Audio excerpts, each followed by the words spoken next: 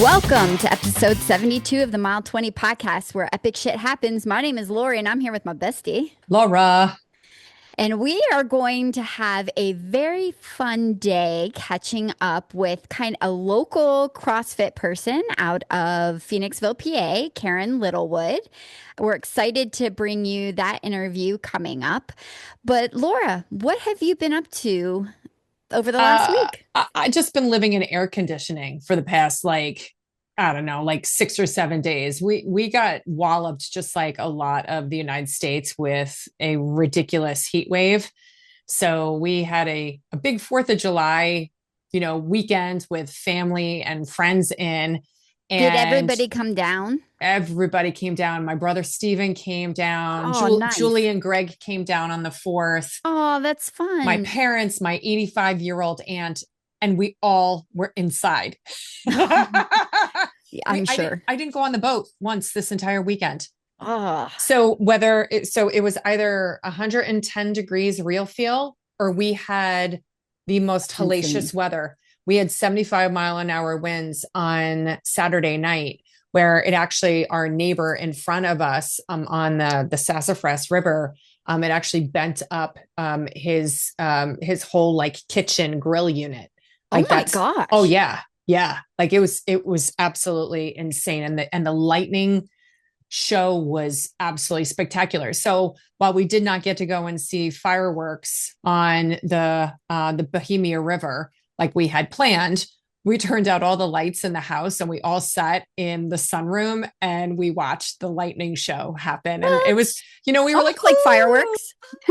it was fun. It was fun. We look, you get a bag of lemons, you make lemonade and you throw some vodka in it. So that's what we did. But it was nice. I mean, mostly everybody came down on Friday. Everybody else came on Saturday, and we had a really, really absolutely lovely time. And my husband and I, Jim and I, celebrated our 33rd wedding anniversary on Saturday as well. Happy anniversary. So, we got married on 4th of July. So it was nice. While the 4th of July, we don't usually get to spend that day together because, it's usually a barbecue. We everybody left on Sunday by 2 or 3 o'clock. So Sunday night, he got a bunch of blue crabs because we catch our own crabs in the river. And he went and heated those up. So we had actually a dozen blue crabs with a nice bottle of red wine from Medoc, from one of the chateaus that we actually ran through during that Marathon de Medoc. So that's, it's just really good family, lots of really good food. I feel like I gained like 5 pounds this weekend just because of just the quantity of food that I ate. Yep. And I'm super excited because I'm getting the kitchen redone right now in Pennsylvania, and I got hardwood floors today. So woohoo! Yep, they're finishing up the floors this week, and cabinets start going in the beginning of next week. So it's going to look so fabulous. Going to start feeling real, next week. So how about you? I know you're up in the Adirondacks. Yes. We had the end of the Lake Placid horse show this over the weekend. It went over the 4th, but we had everybody here, all 3 kids plus ones. Ella had her roommate from college came. She lives in Buffalo. So she came. We're still up in Adirondacks, and it's been lovely. It really has. I'm still up here with Maggie and Connor. Everybody kind of left Sunday, Monday, and it's just kind of quiet. But it's been so nice. Like, unlike down there, it has gotten warm. I think we had 2 days where it felt like it was in the 90s with a lot of humidity. And of course, we don't have air conditioning. I know. Here. I was like, it was thick, but it cooled off at night, and we have fans that move the air. So I mean, it was fine. But right now, I mean, it has been lovely today. Like I said, right before we sat down to start the podcast, I'm like, I'm fresh off the boat. We were just in the water swimming, and it's just been so pleasant up here. I don't want to come home. Well, last night I watched the U.S. Men Yes. lose terribly to Belgium. Yes, Um, we watched out on the deck out here. yeah. I sat out on my deck and it was in like the low 60s. So it was absolutely lovely. So I'm like, oh, mama's going to run in the morning. It was raining this morning. Oh, It's like, and of course it didn't show it on the radar. So I was a little bummed. So I'm going to hope to get a little run in because we are going to meet up with each other on Friday. whoop, whoop. And we're going to run the Mad Marathon in Vermont, in Waitsfield, Vermont. Yes, Oh, I'm picking you up at the Burlington airport on Friday. yes. So that'll be a good time.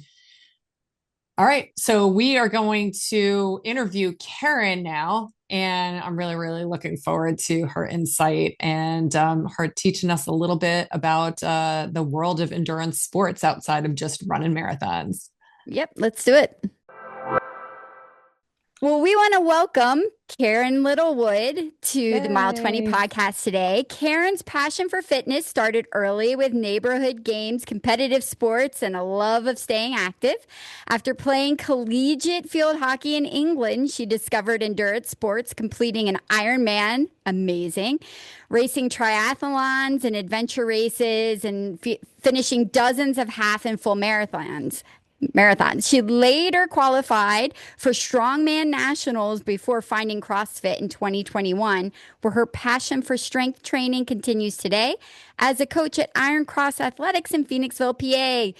Karen, welcome to Hey. Mile 20. Yay, Karen. Thank you very much. We are definitely not talking to a slacker today, that's for sure. No. I was like, oh yeah, I've done some things in my life when you hear it that way. I know it's pretty cool. There's a lot of good stuff in there. So So much like fun.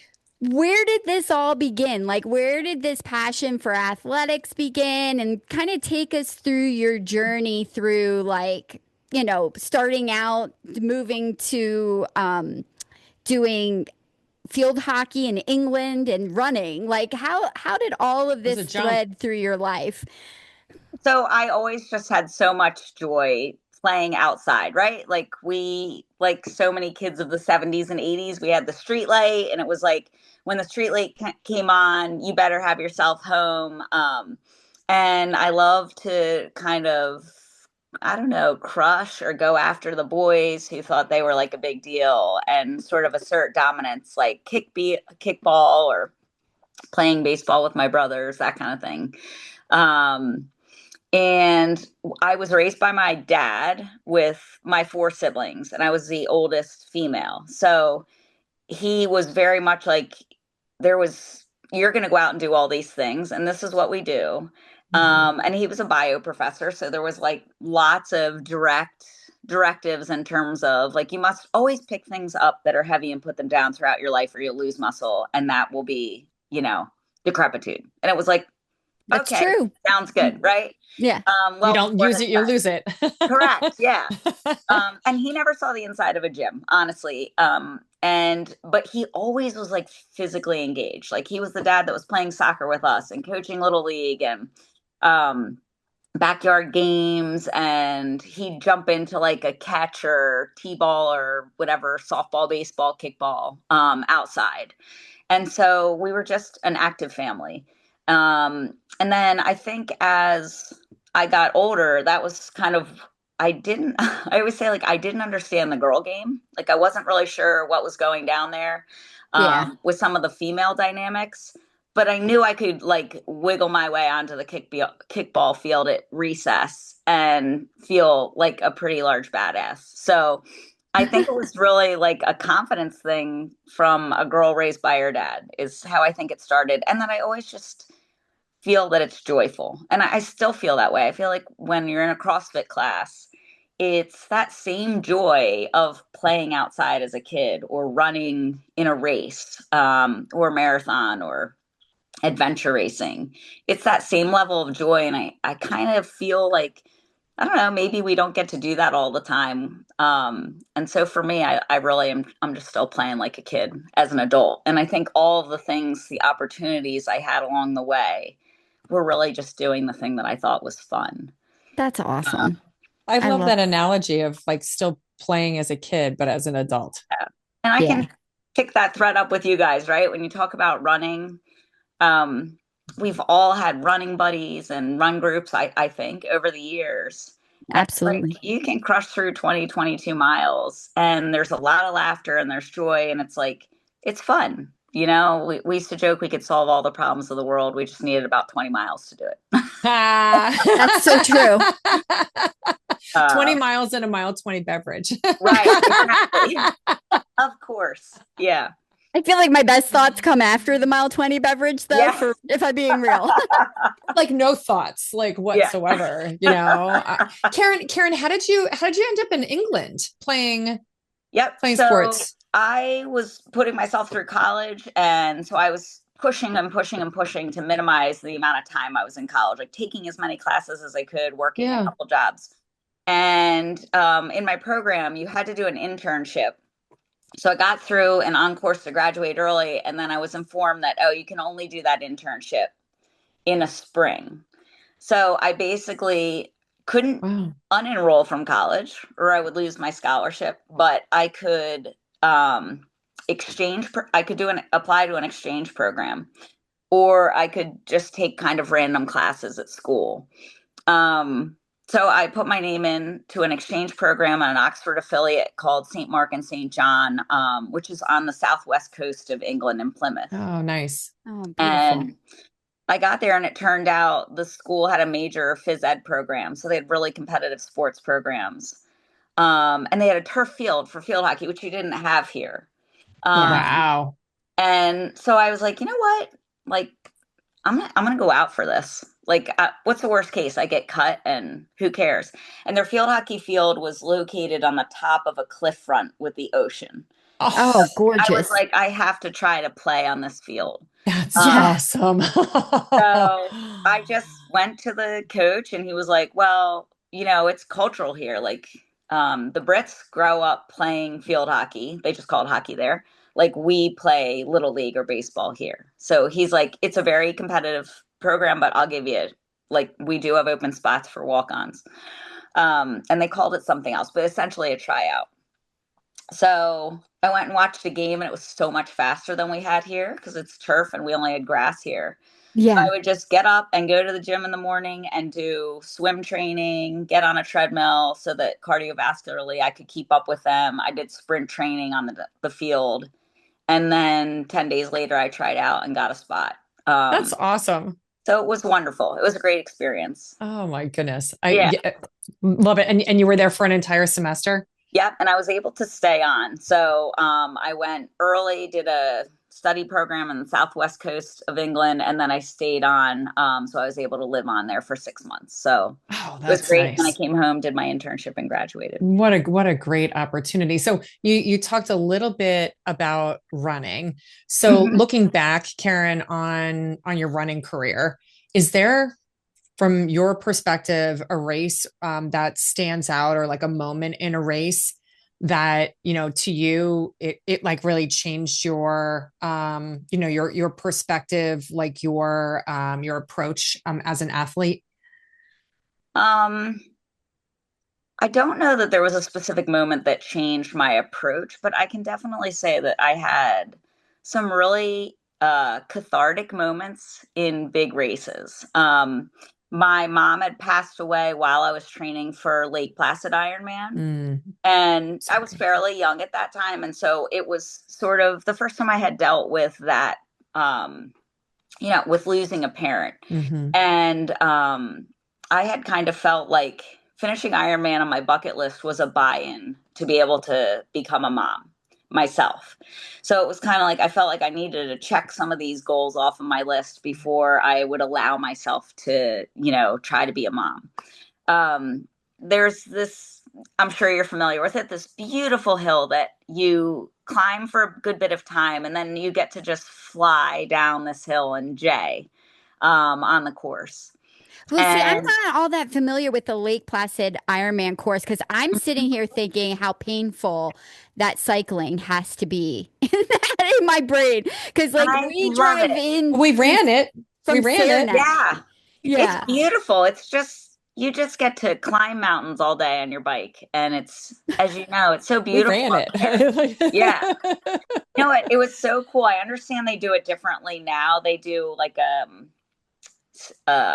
everybody enters and like a line or something for the swim. But when I did it, everybody would plow into the water. Oh, oh, A And then mass start. the mass start and the level of the lake would go up, Oh which my is just gosh. like amazing, right? Like that many people raising Mirror Lake's water level. that's Yeah. Cool. crazy. But in any case, so you climb for a bit and then you go down this beautiful pass where you can see the water and the sun is sparkling off the water as it loops around the side of the mountain. Um, and I was like just able to say goodbye to my mom and at the same time know that like I was going to cross the finish line that night and Oh, I would have been able to move on and become a mom myself. So moments like that probably mostly define my love of all the years of racing. yeah. Above and beyond like strategy, certainly I learned how to race better and fuel differently and those kind of things. But I think those kind of moments probably touch my heart the most for the decades that I did that.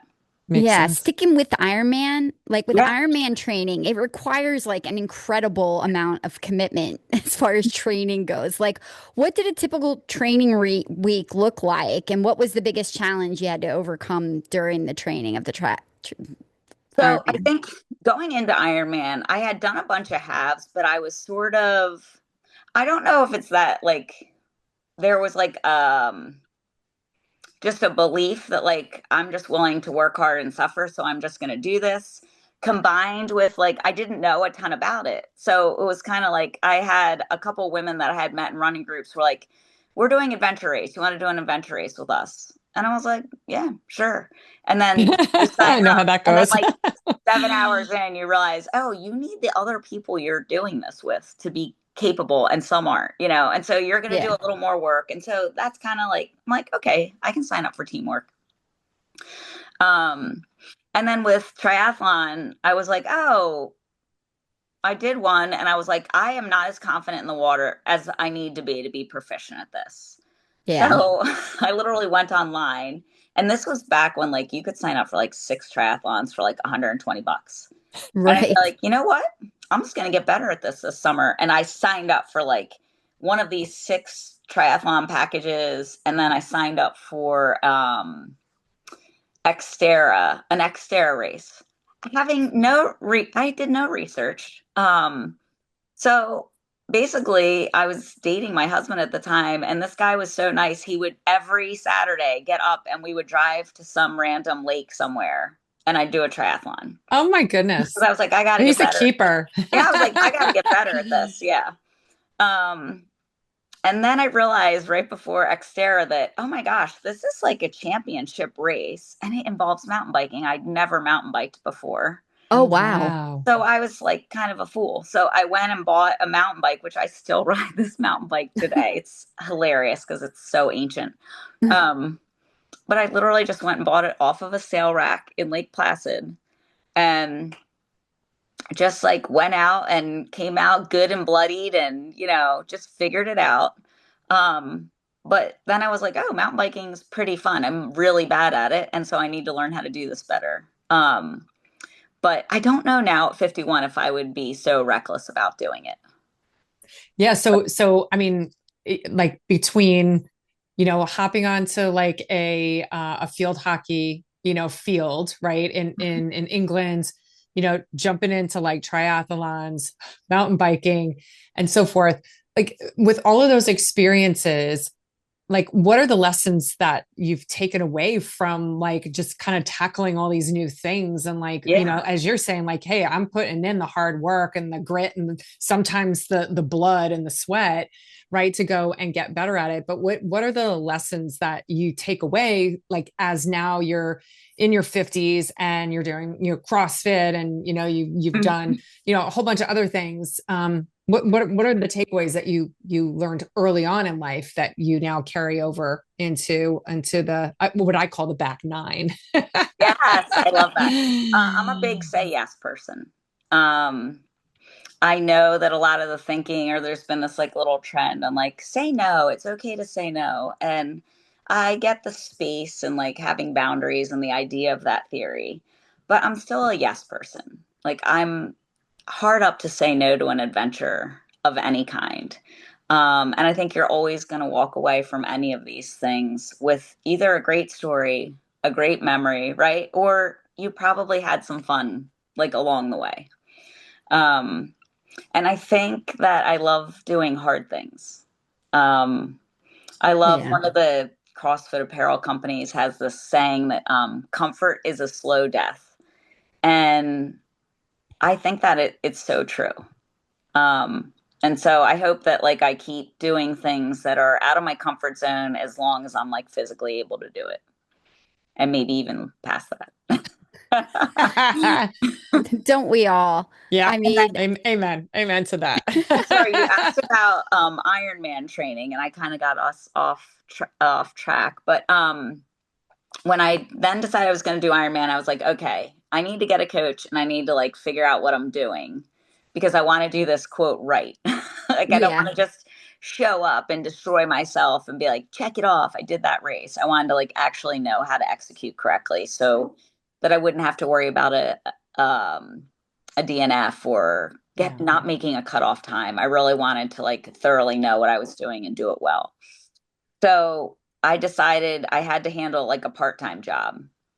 So Yeah. I always had about 20 hours a week set aside just for training. Wow. Wow. And it's not that that was always required, but I made sure like every single thing that my coach told me to do, I did. If he's like, I want you to get 9 hours of sleep for the next three, like I did it. If he was like, I want you to go lift at the gym, even if I didn't know how to do it, I asked Wow. somebody and I went and I figured out how to do it. Um, and I never missed training. Like, it could be torrential downpours and he'd text me and be like, get on the trainer. I don't want you riding outside in this. And I would just, Yeah. I would watch the weather and sit on the trainer until I could get outside and I would go do it. Um, and so it was a great process. How Um, did you find your coach? he, I don't remember exactly, probably through someone in my running group, maybe. And he Okay. actually now runs multi-sport. What is it called? I want to say they swim in Marsh Creek, and he has a whole triathlon club now. Hmm. Probably haven't spoken to him or like been able to cross paths with him, and oh gosh, since early, like since before I had kids. Oh, wow. But his name will pop into my head here, brain fog. It might be Tri-State Multisport, something like that. Okay. That sounds familiar. I feel like I looked that guy up during COVID because DJ is, my middle child Yeah. son was a hardcore swimmer. And, during COVID, all the pools were shut down, but he wanted to keep training and he didn't want to lose any of the shape because he was trying at that time to go D1, but had not committed to a school yet. Yeah. So like he was like, I have to keep going. Like I have to stay focused. I think I remember Yeah. looking that guy up so that maybe I was going to sign him up so he could at least go swim at Marsh Creek. But Yes. then we wound up bagging it and ending up at what is it, Blue Lake? Is it Blue Marsh? Up by Reading. Up by Yeah, up at Reading. Yeah. Reading. Yeah. Yeah. Blue Marsh. Oh my gosh, I can't think of all these places now, but yeah. Yeah. I think it's Blue Um, Lake. Blue Lake? I don't No know. It's idea. up near Reading. yeah. It's great. I just love that these programs have developed like this and that the access has become so much easier for so many people, Oh yeah, for um, sure. which is just great. And yeah. So how did you go from doing endurance sports into CrossFit? Like how did that bridge happen? So a little bit funny. I always just kept running like through having kids and them growing up. Um, and I would go to the Y to lift and try to I kind of have these rules for myself as I'm aging. Every year I want to make sure that I can still swim an open mile, run 10 miles, and that as long as I can, deadlift 300 pounds and just make Wow. sure that I'm Damn, girl. still, well, I feel like it's this like if you don't take care of it right, it'll go away quickly. Yeah. But I feel like even if I'm working towards that and I'm 70, that's a pretty good goal to keep my lower body strong and my bones dense. Yeah. And I never want to lose the ability to run and enjoy it. Yeah. To just go get lost in the woods with some friends and run through the creeks and that kind of stuff. So um, the transition. Okay, so then my kids were competitive gymnasts up at Parkettes in Allentown.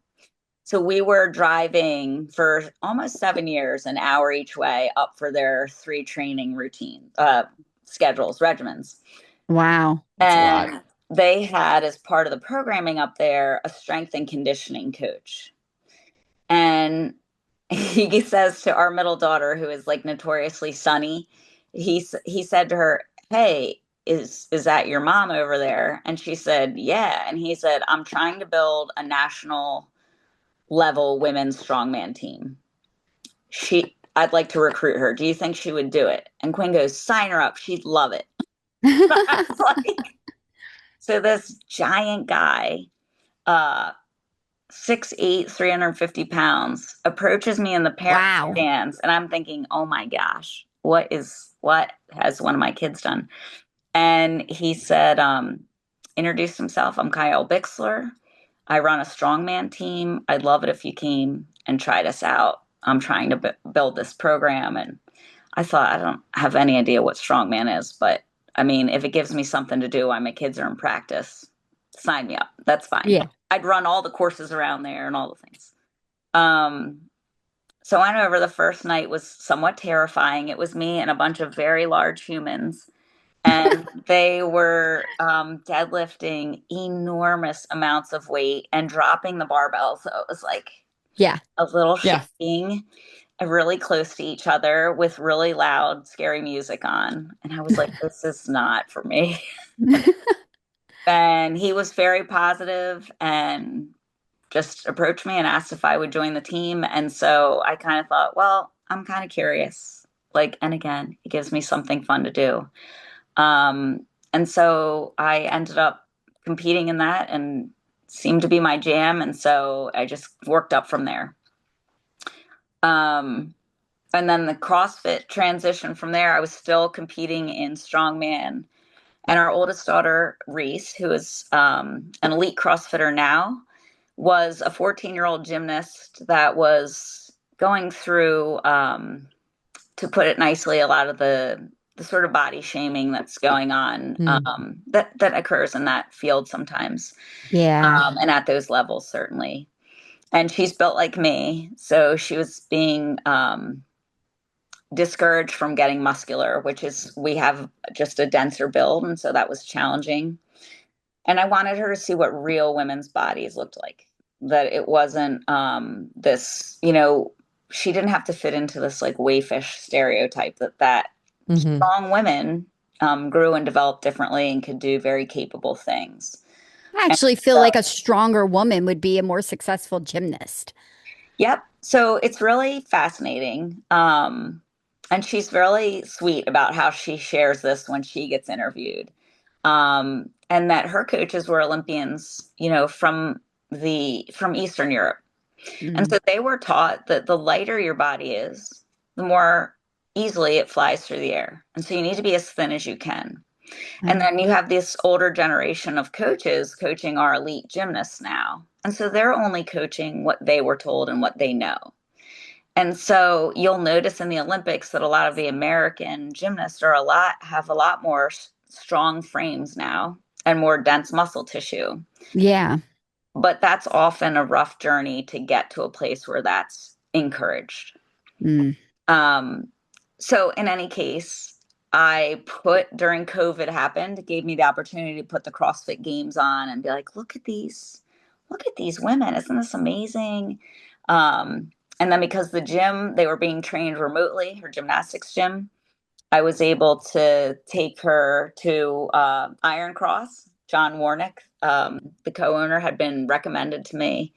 And so I just took her in there, and he claims that like when he first met her, he was like, this could be a CrossFit Games athlete, and she was like this really kind of emaciated 14-year-old kid. Um, And she just took to it, and it enabled her to kind of break free from gymnastics, and kind of the rest is history. And I was like, this is so fun. I want to do this. Oh, that's really cool. What is the difference? Like, I'm a layman. I don't know much about the CrossFit world, if I'm being real. Like, I do I don't either. functional training and all of that. So, what is the difference between like strongman training and CrossFit training? So strongman is a weight sport, so you compete in weight categories. And Okay. you're picking up, although there are a lot of repeated events, you could show up to any strongman competition and have to move something that is an odd object, pull a truck, flip a tire, run with a heavy yoke frame on your back, pick up a keg. Um, No, now you're I- talking my language. I and was like, then the truck, the keg. Yeah, I the got you. keg, yeah, I got you, girl. um, where CrossFit is not a weight sport. It is goes by age division, and then the open is the elite, or the what most people kind of consider the pro division, is up to I mean, you can do it anytime you can qualify in that division, but it goes up to age 34, 35 and up is considered masters. And Okay. then you go in 5-year increments. And then CrossFit itself is the easiest way to explain it. It is the science of becoming the fittest human.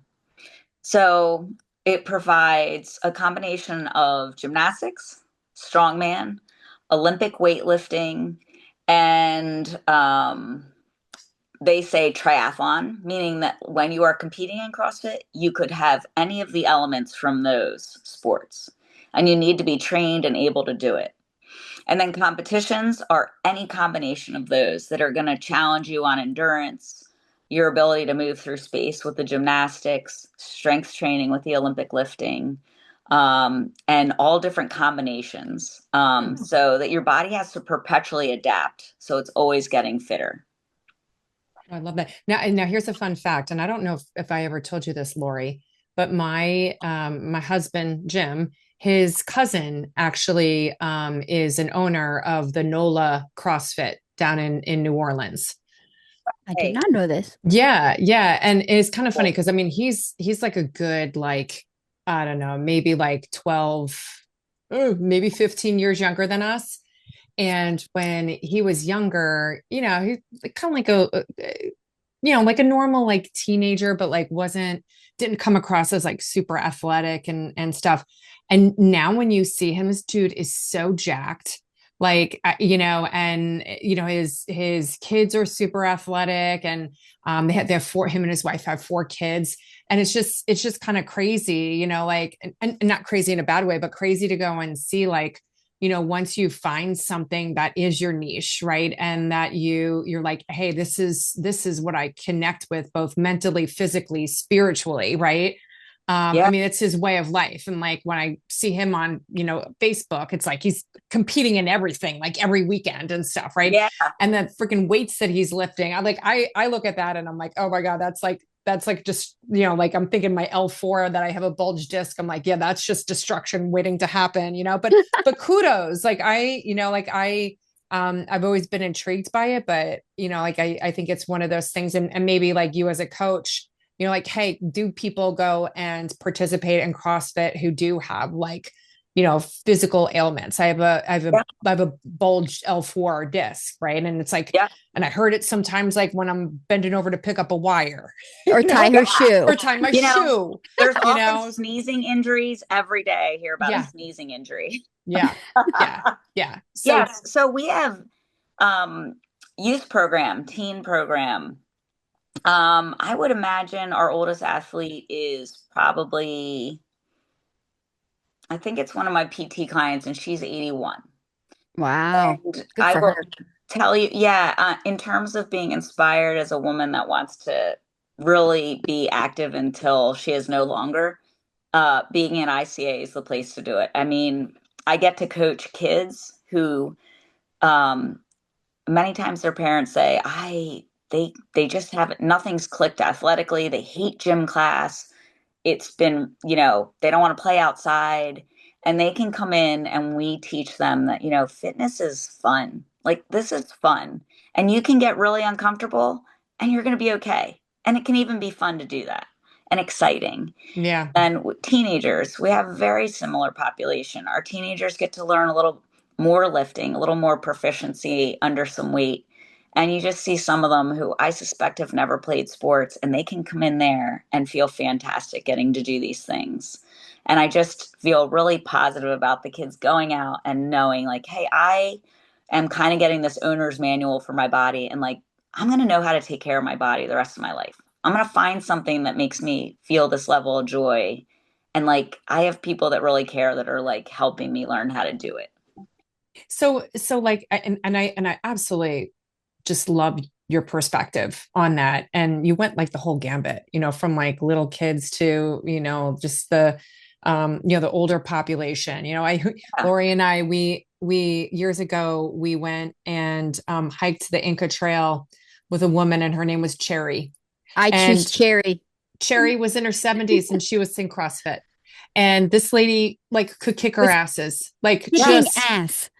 and we said, Lori and I always said, when we get older, we choose Cherry. Like we have Yes. to I love keep things this. moving. We have to keep things going because she just was incredible and such an inspiration. And I think, just as you're going through your journey, even as a coach, I mean, a coach, like people look at you even like of a more heightened focus, right? Because you are Mhm. there to help facilitate them. Sure. But like Lori and I, when we're on, the start line for races, we're noticing that the population around us is getting younger and younger. I think I said when we were in Cedar Rapids a couple of weeks ago, is I could be everybody's mom in this corral.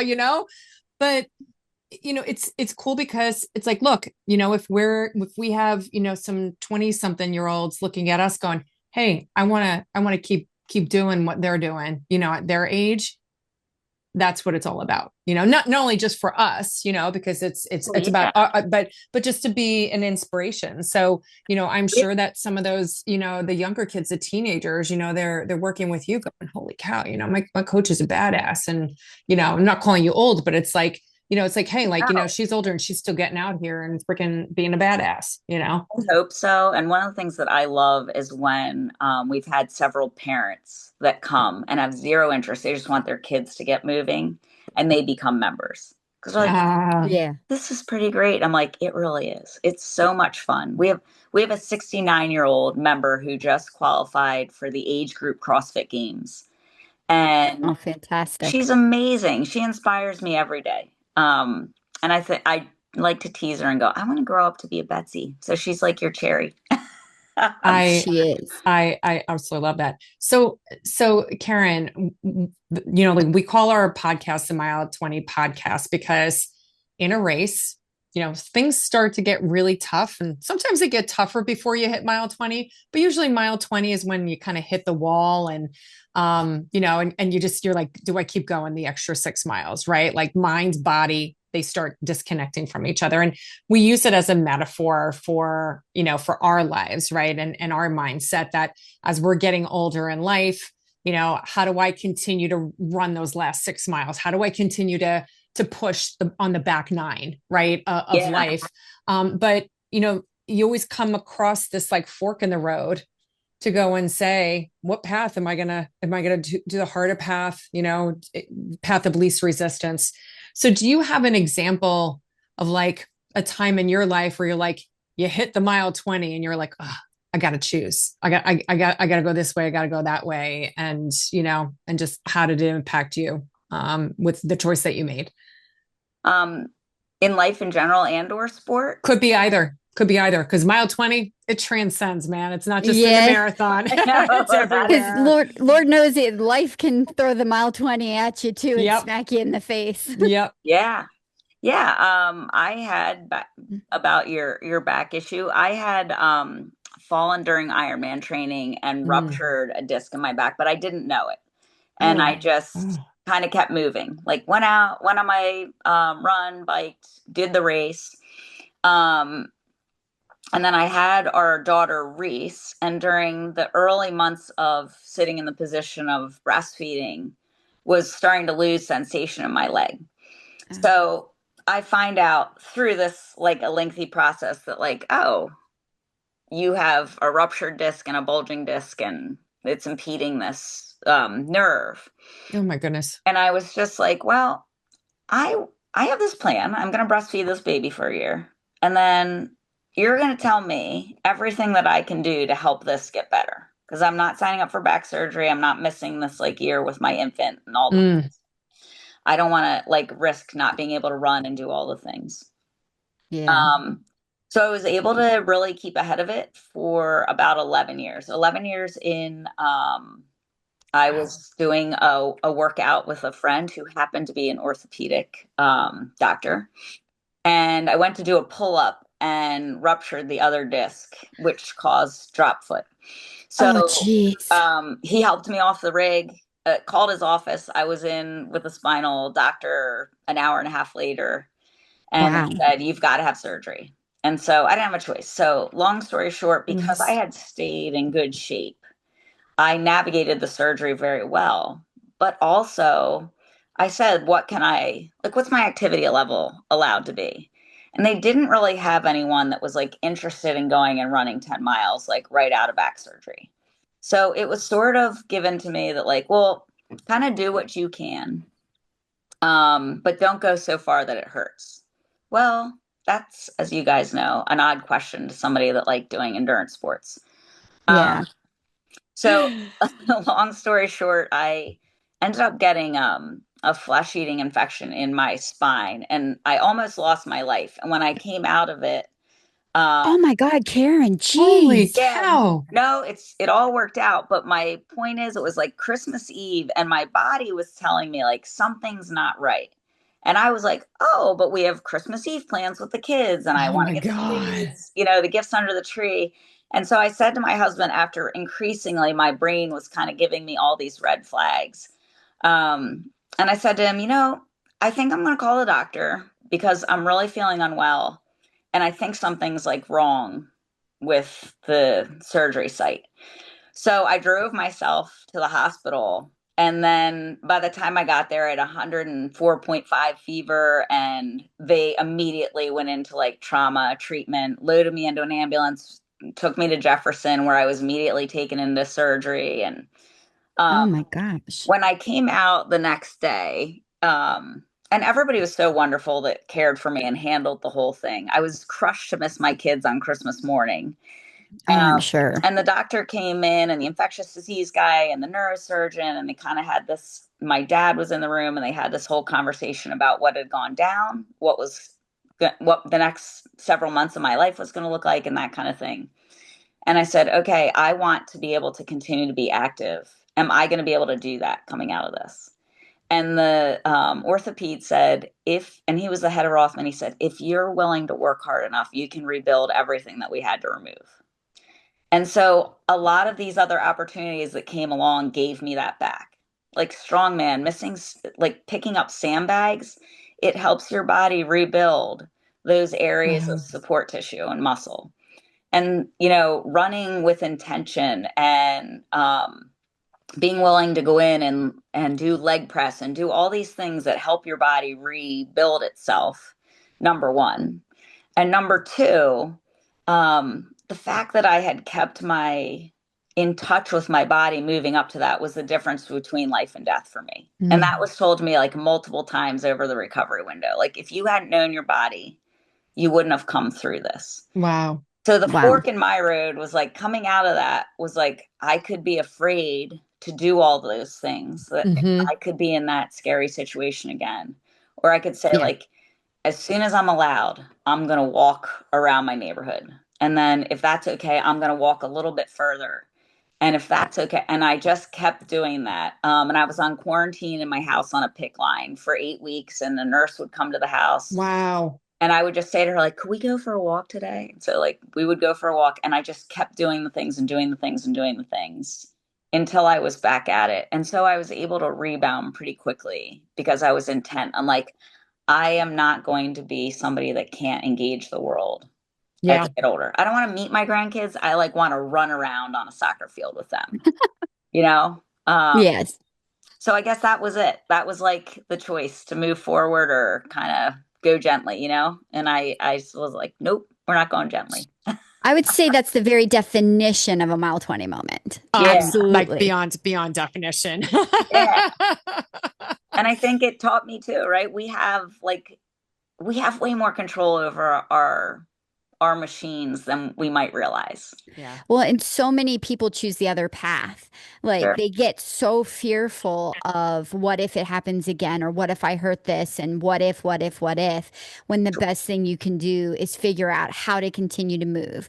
I mean, Yes. there's always way of modifying things to make it easier or Yeah. fit whatever your body requires, but it is better, so much better to do it and gain all the fitness that comes from it than to just surrender to what's happened. Because Yep. that's a whole different life there. Right. And it wasn't one that I wanted to live. Yeah. So and I was grateful. And again, I think that's something that endurance sports help you learn. You learn so much about yourself racing and navigating mile 20 and figuring out like what do I need to like really be joyful? And it has to, for me, I have to be able to engage the world and be a part of my family's life. Yeah. Oof. That's fantastic. Girl. So if you could go back and Yes. give your younger athletic self one piece of advice, what would it be? Be proud of taking up some space. Don't be ashamed of the size of your shoulders or the size of your butt. It's what makes you strong. It's enables you to hug your children like from your heart hard and to sprint hard and like, feel the wind in your hair. It's not something to be ashamed of or try to disappear yourself. That's a good advice. Yeah. Yeah. I think that it's for some reason they still are feeling like as a young person that your body should look a certain way. I think social media is bringing that all back around again, where I think it had kind of poo-pooed itself. It's like some places you feel like there's all this pressure to look a certain way. And then it's funny because you go out into reality and really everybody is just being themselves, wearing Yeah. whatever they want, it doesn't matter. And I think it's just important to just try and be the best version of you, whatever that is. Because some Yeah. of us have thicker, some of us don't have skinny arms, we're going to Yeah. have strong arms and that's okay. Yeah.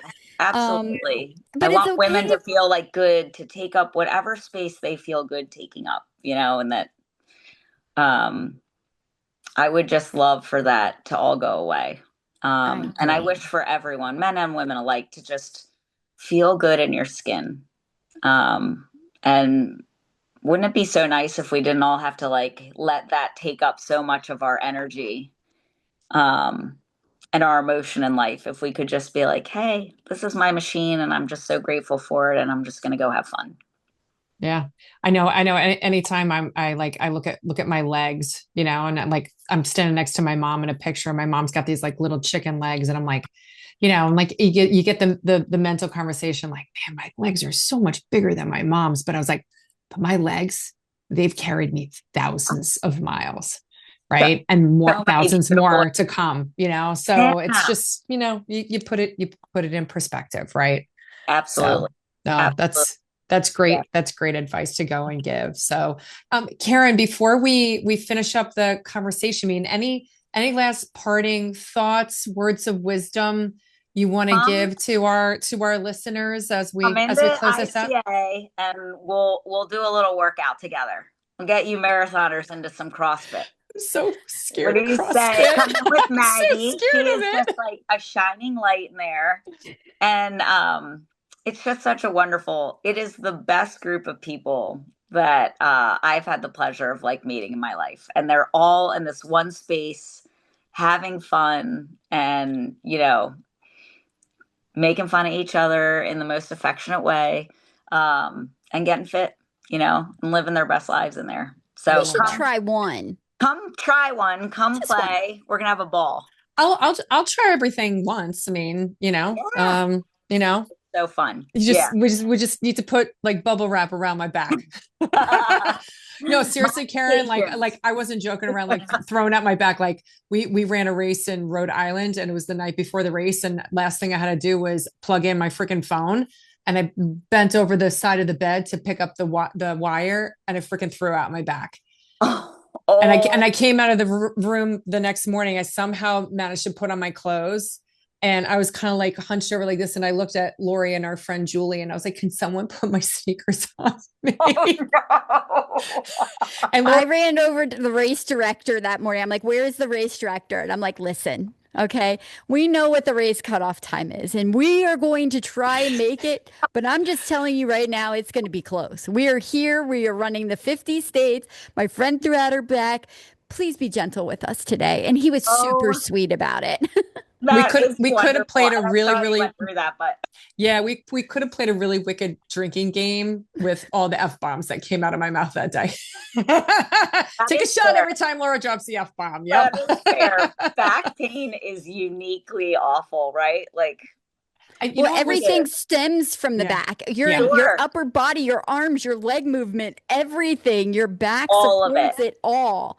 Uh-huh. I would say what was worse than running was the drive home the next day. Yes. By the way, That was the hands worst. down, sitting is the worst thing Yes. for me. Like in general, I'm like, I would just rather run it than have to sit for Yeah. all those hours. Yeah. Yeah. Yep. Yep. It's Yep. wicked. Yep. No, totally. But we'll take you up on that. So we'll go and Yes. coordinate Take care of your offline. And back. It'll be great. oh God, I'm going to step into a CrossFit gym. Great.